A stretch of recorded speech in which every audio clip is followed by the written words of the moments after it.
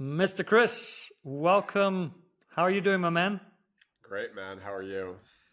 Very well. And it's good to see you here today. And thank you also for being courageous and showing up for this coaching conversation. And I'd love for you just to give a little bit of context for people that are watching this video so they understand who you are, what kind of business you run.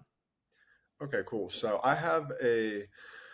Right now I'm starting launching an AI automations agency. I'm going to be focusing on the home services niche. My background is in online marketing in general. Got started in 2007 as a 9 to 5 employee and left to work solo in 2010. Had a lot of success as a copywriter.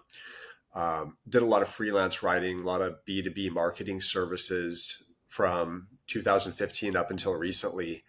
But wrote a book on how to use AI in 2023 and have become kind of obsessed with it since then. Amazing. Wow, that's quite the journey then. Okay. Yeah, yeah. And tell me, how can I best support you today? What's the problem you'd like to fix? So over the years, I've had achieved various levels of success with the different businesses I've had. And in the process of journaling about which of my behaviors were responsible for my successes and which were responsible for my failures and Mm. struggles. Uh, it was actually shocking how clear it was that there was really only a handful of things that I did that led to my successes, and also really only a handful of things that I did that led to my failures. And this was over the span of going back to 2014, so have a lot of reference points. And by far, one of the things that has um, hindered me the most, I would say is a good word, is just giving up on projects too early when I don't see those quick wins. Yeah, just not achieving success as fast as I think I should or wish that I would. Not getting any momentum with those quick wins, and just giving up on stuff that otherwise would have worked out.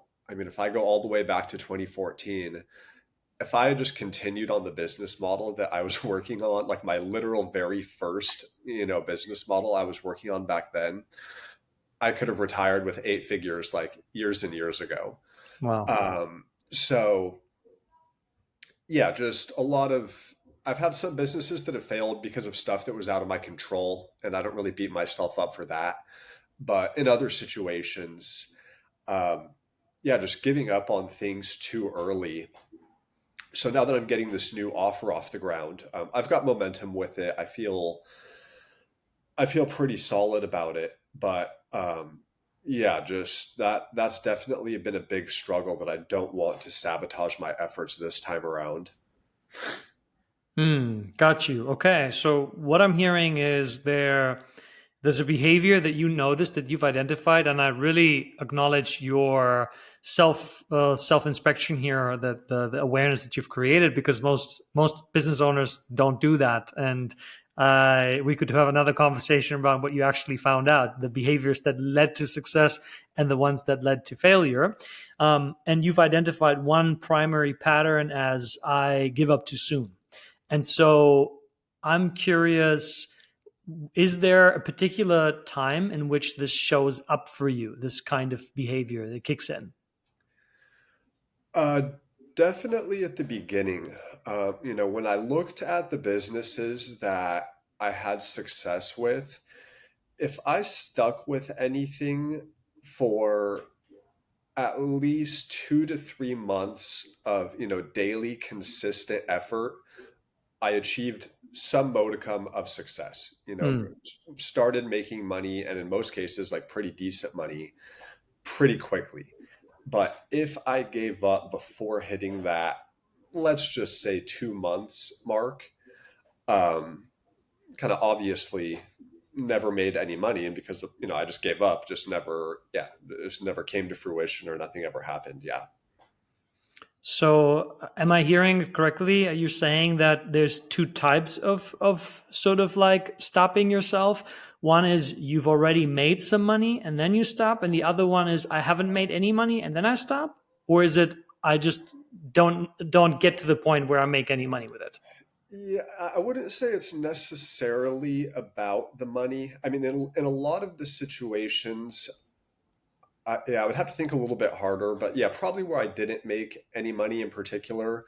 Um, but I would say it was more just about not making the amount of money I thought I should after XYZ time, or maybe even like, yeah, working X amount and thinking, wow, I've made so little progress so far. Like, Hmm. I just don't see the path to, don't see the path to success. I don't know if it's like that meme with like the ice pick and the guy's like 1 inch, 1 centimeter away from the diamonds. But I know on a time basis, anything I've ever stuck with for more than 2 to 3 months, um, has made money and laid the foundation for a potentially, very successful business versus if I give up on something after 2 weeks, 3 weeks, whatever, obviously it just hasn't gone anywhere. Mm-hmm. Got it. And so, if you could change one thing that would disempower this behavior that's holding you back, what would you say that would be? Um, well, I guess just the way I think about the problem. Mm, Um, yeah, I guess just the way I think about success, the way I think about time and the amount of time and the amount of work it's going to achieve success. There have been times where I executed on business models. One example, I thought I was going to build an Amazon Kindle publishing brand. And I worked on that for months and months, self published a book, launched it. It did make some money. Um, but with my cash flow situation at the time, I didn't see a path to success that, like, where I wouldn't have gone broke first, where, I wouldn't have like legitimately run out of money before I achieved success with that. So there have been times that I have given up on things and it was the logical decision at the time, but there are also times where it was a very emotional, um I'm not I don't know if it's like an entitlement thing, but you know the world isn't giving me what I want, kind of like a crybaby, like this isn't working fast enough, a very emotional thing, not really logical. And I think it's that behavior that I would want to mm, eliminate. It's like I'm executing on a business model that other people are making money with. So there's obvious potential there. mm, And it's just letting my emotions get the best of me that, mm. Okay, so then if I hear it correctly, what would be really valuable for you would be to dismantle the emotional reactivity. Okay, so then let's find out what creates the reactivity in the first place. And I'm curious because you mentioned this a couple times. You talk about time. What's your relationship with time and success? horrible. Horrible. My relationship with time in general is horrible. I, specifically as it relates to how long I think a task should take me to complete. Um, Andy Frisella talks about his Power Five, where it's just like identify 5 things, 5 needle mover tasks that are going to move your business forward for the day. Get those done. Doesn't matter how long it takes you to get them done, and then call it a day. But when I think about that, like I try to put 5 tasks on my to-do list that would take like multiple days or a week each to complete. And I think that that's like a rational thing to do. It's extremely difficult for, I don't know why, but um, yeah, I don't know. I don't even know where it comes from, this expectation that I can or should be able to get so much done, in one work day. Um, so yeah, that's definitely an element of it. Mm. When you say I can or should, which one would you say is driving more of the emotional sort of pressure slash reactivity for you? Um, yeah, probably the should. Mm. Yeah, because I guess the can would be based in reality and logic. The should is, the subconscious. Yeah. Yeah. Yeah. Has it always been this way for you, or do you remember a time when it was different? Um, Sorry, I'm just looking for the air conditioner remote. 1 second. Sure.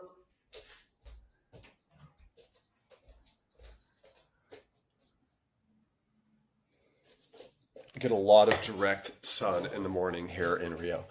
Um, as far as being self-employed and this, this relationship with time, yeah, I can't really remember. I don't. It wasn't an issue when I was younger in school or working a 9 to 5 job, I don't think. And when I was working as a writer, a freelance writer, which I did for years and years, I don't really remember it being an issue. I was never like missing deadlines, and but I think as I've tried to shift from freelancer to business owner, where I'm, attempting to execute on systems and processes and not trading my time for money, and have a much larger scope of work relative to, the as a freelancer, you're really just kind of doing cold outreach and serving your clients. When you have a business, there's content marketing and fulfillment and hiring and all this different stuff that comes into the picture. So yeah, I think it's mainly as it relates to, um, yeah, trying to grow something bigger than just myself. Yeah, trying to play at that next level. Mm. Okay. So there's a shift between first it was just trade my time for money. Now there's more complexity. There's systems, there's more processes, there's more strategies, right? You're trying to grow something bigger. And you would say that at that transition, this is where you've noticed this dialogue of I should, but somehow I'm not able to started kicking in? Yeah, I think so. Mainly, kind of cliche, but mainly as it relates to that, just the entrepreneur's infinite, never-ending to-do list. Mm. If I'm starting something new or not making a lot of money, you kind of get into these self-worth issues. Like I'm poor, or I should be making more money, or I see my friends are making all this money. I see all these other people generating this amount of revenue in their business, Hmm. and just feel this pressure to get there as fast as possible. Mm. And that pressure, um, and now that we're talking about this, it kind of makes more sense. But that pressure is just like, okay, I need to get there as fast as possible. So I need to do as much as possible in a day. And you Right. kind of get to the point where you feel guilty, any minute that you're not working or trying to relax just because you feel so behind. Yeah. Yeah. Yeah. Good. Well, we're starting to see more clearly than already. Now, what does it say about you to not have the amount of money that, in this case, your friends or other successful entrepreneurs have? Or if I translate it, the amount of money you tell yourself you should have. What does not having that, not meeting that level, say about you? Um, well, I'd say there's multiple ways to answer that, because there's the negative side where, I'm behind, I'm not worthy of being in these social circles, or I'm, whatever, I'm a loser, like just stuff like that. Um, but then on the other side, there is kind of my self-worth is not determined by my financial side, and there are many other aspects to my life that have nothing to do with this and whatnot. So there's, Yeah, there's both. Yeah, great. So, out of the versions that you just shared, which one is emotional? Which one is rational? Well, obviously um, the more negative side is the more emotional side, Yeah, definitely. yeah, right. And remember what we asked the question in the very beginning: what drives the emotional reactivity that triggers the behavior that then has you give up early rather Mm, than move through, right? So there's a narrative that says who I am is a loser, who I am is not good enough. mhm. And when you feel that way, what is what does it lead to? How do you help yourself not feel that way? Because obviously no one wants to feel that way. Um,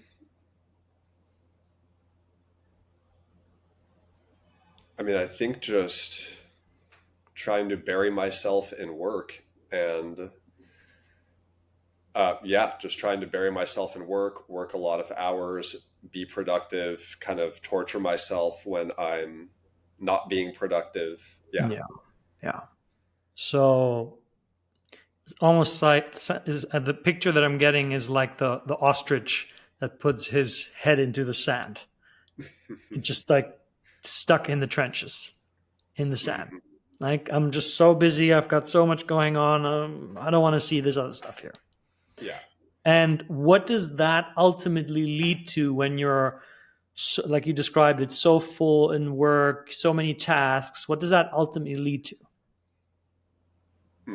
Stress.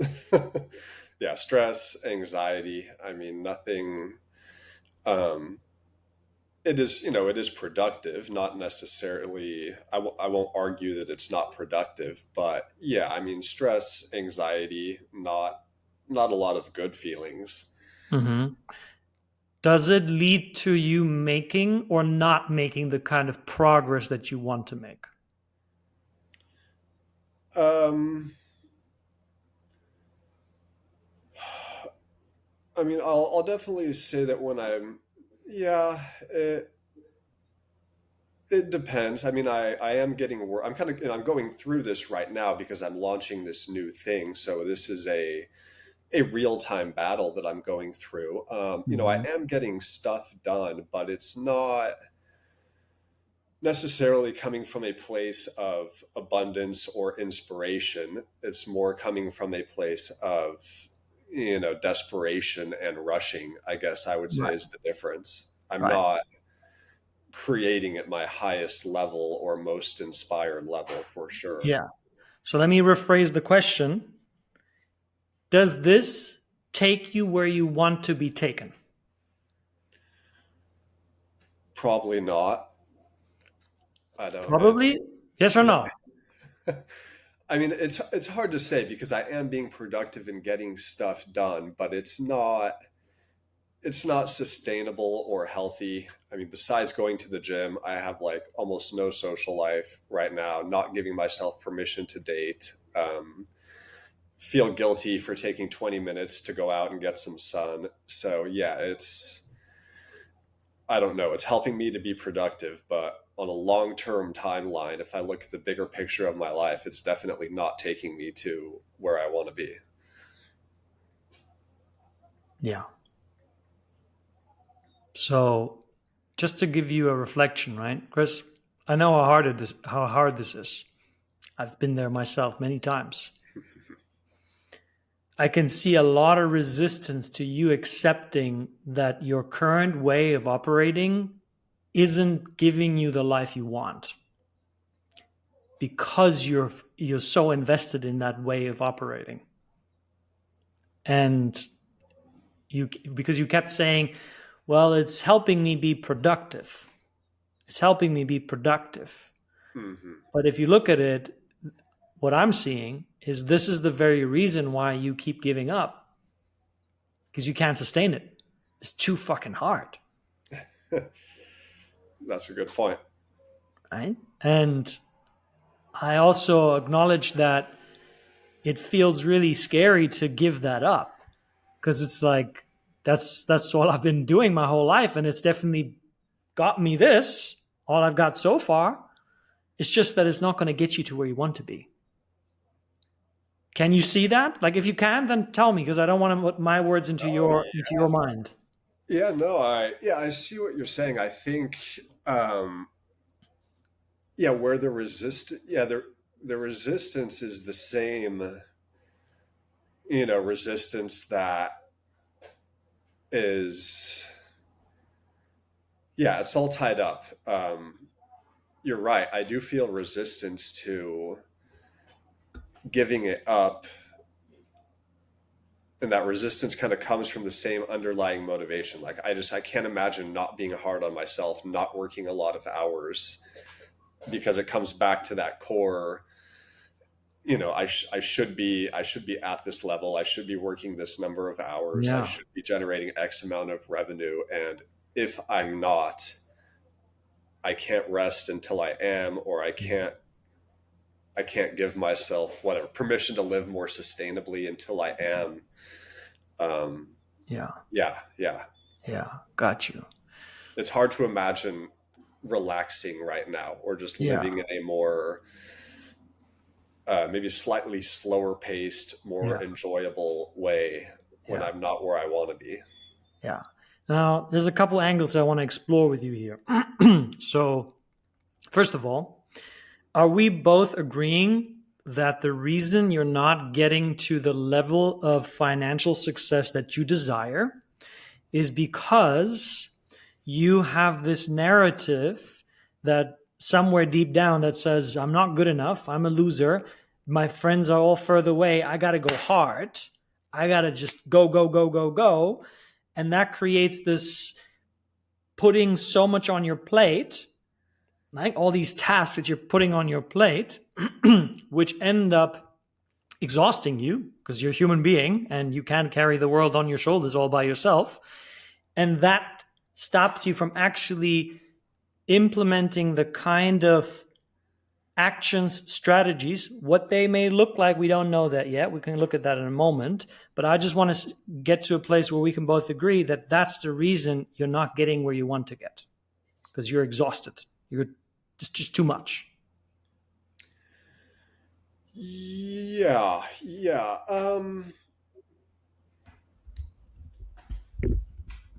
I would say it goes a little bit deeper than that. Yeah, I wouldn't say the whole me being exhausted is the reason I'm not, at the place where I want to be.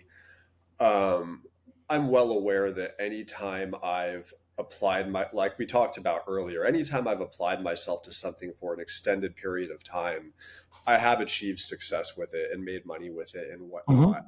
Mm-hmm. Mm-hmm. My situation now, and I think, this is kind of going deeper into the psychological part, is that I had a string of bad luck with the business models that I chose over the last few years, where I took consistent action, kind of got past that 2 month mark, was making money with the businesses I was working on, and kind of had the rug pulled out from under me with stuff that was either out of my control or that I didn't anticipate. Mm-hmm. So I've had to reset multiple times since 2022.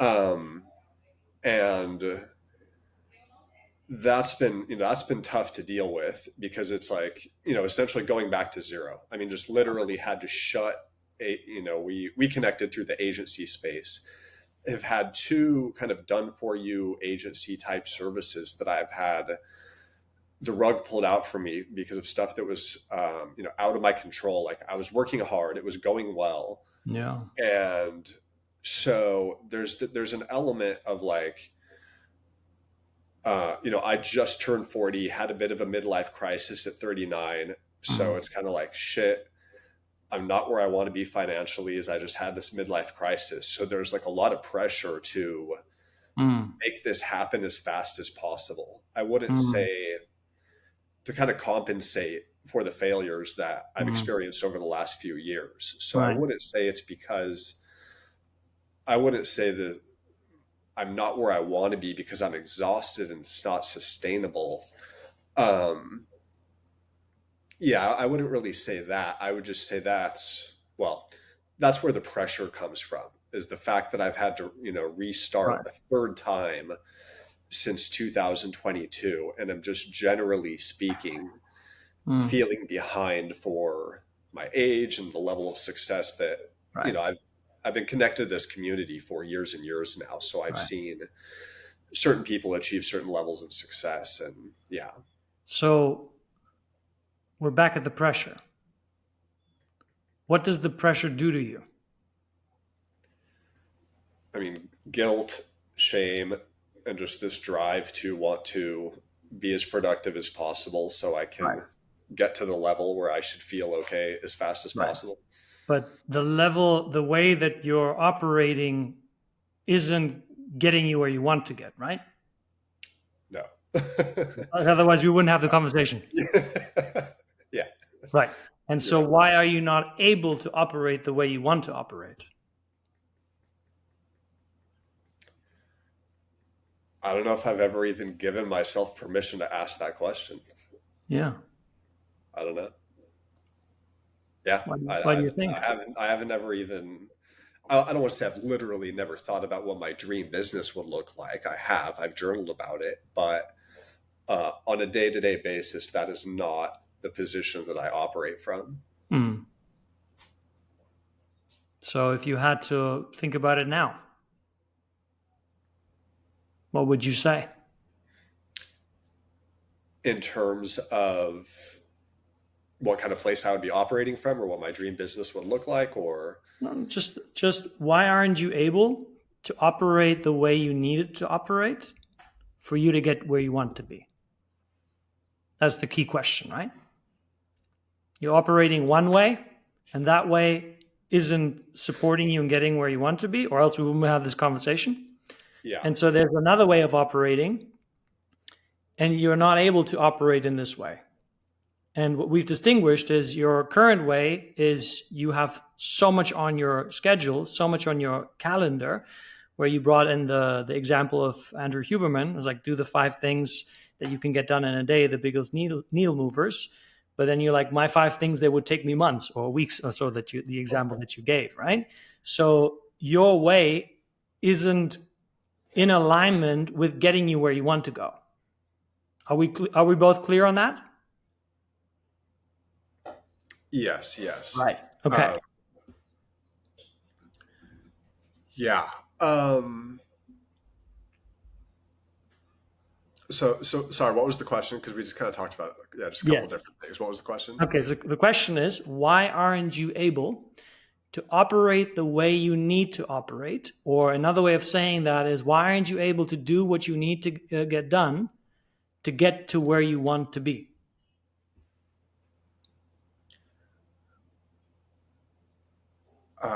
I don't mean to be clever, but it's almost because like I feel like I have so much stuff to do that I don't have time to think about this kind of like fantasy land where I can operate the way I want to operate. It's almost like pressure. Like I have too much shit to do to think about that right now. Okay. Is that true? Objectively true, like something bad is going to happen if I No, give is it myself. true that you cannot make that you don't have the time to think about what would be the optimal way for you to get to where you want to go? Is that true, or is it more like an experiential truth, like it feels like it? No, I would say it's not that I don't have the time to think about it because I do think about it. It's more that I don't have the time to live and act that way because I feel like I have so much stuff to get done that Right. I'll give myself permission to do that later once I get XYZ done or get to XYZ level. Okay, good. So then it's objectively not true because you just said, then I give myself permission later, but you are Yeah. deciding that, Yeah. right? Okay, this is what I want you to see, Chris, is you've created a world for yourself where pressure is the only way for you to move forward. Like Yes. I've got so much to do. I've just got so much pressure. I just don't have the time to think about stuff. Yes, and that is a long running trend. I Yes. don't think I've ever operated from a place of abundance or whatever you want to call it. The Right. abundance is kind of the generic term that people Right. use to talk Right. about what we're talking about. But yeah, I don't think I've ever operated from Yeah. a paradigm that isn't based on pressure. Yeah. I see that. And do you also see why you're not allowing yourself to operate from a paradigm of abundance that would help you change your thinking and then change the way you operate? Do I see why I'm not doing it? Yes. Because of those thoughts, What thoughts? the inferiority negative thoughts. Yeah. And who's allowing those thoughts to be there? Me and my subconscious. Yeah. So it almost sounds like you don't allow yourself to win at the level that you want to win.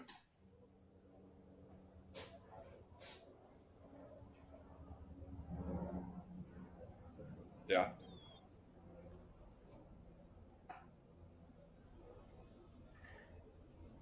Why not? Don't you want to change that? Yes, definitely. Um, yeah, why? I don't know. That could go that could go super deep Sure. into the self-worth conversation. I would Sure. assume is where that comes from. Yeah. But do you see it now clearly? Or is there still a part of you where you're like, I'm not quite sure that's really the reason why I'm not getting what I want? Oh no, I definitely see it. Yeah. Good. Is there a question that you have right now that's sitting with you? Um no, I wouldn't say a question. Now I'm we're here talking, but in the back of my mind, I'm trying to go back through the past 10 years of behavior and see if that's kind of been the fundamental flaw in all the mistakes I've made and whatnot. But no, yeah, that's a really good insight. Yeah. I'd like to leave you with something on the way for you. You know, maybe this is not a flaw. Maybe it's just the way that you're used to operating. And it's not your fault. You didn't wake up one day and decide, oh, I'm just going to decide that I have low self worth and that I, feel like a loser and that I got to catch up on other people. Yep. That's who I am. Hmm. It was likely a reaction to something that happened in your life. And the way that I sense you, you're an incredibly hardworking man. Like you're very dedicated, you're very disciplined. And sometimes when you have that kind of characteristic, it can easily fall into, all right, this is my fault. This is I fucked up. Now I got to fix this shit. And you approach a sense of pain with even more pain. Hmm. And that's scarcity trying to use scarcity to move to abundance. Doesn't work. Yeah. Do you have any children? No. Do you have any nephews or nieces? Yeah. Okay. So if one of them came to you and said, "Uncle, I had this test in school and I just messed it up. I didn't know the answer. I was so stupid. I'm such an idiot. I can just never get it right. I can just never get what I want." Would you then tell them, "Yeah, you dumbass, give me 10. Go down on the ground"? You're laughing, so you wouldn't do that probably, right? Obviously not. Yeah. What No. would you say to them? Just encouraging, loving, self-affirming response. Why? Why would you say that to them in that way? Well, besides the fact that I love them because I Uh, want them to understand their worth is not tied to the test score and blah blah blah. Yeah. What if you started using that same approach to you, Chris? Yeah, that would probably be good. And that's my invitation for you. Thank you. It's my pleasure. Love is going to take you much further than pain already has. I have no doubt that once you start giving yourself the love that entrepreneurs so often chase behind their targets and goals, a world of possibility will unfold for you. And life will be incredibly phenomenal.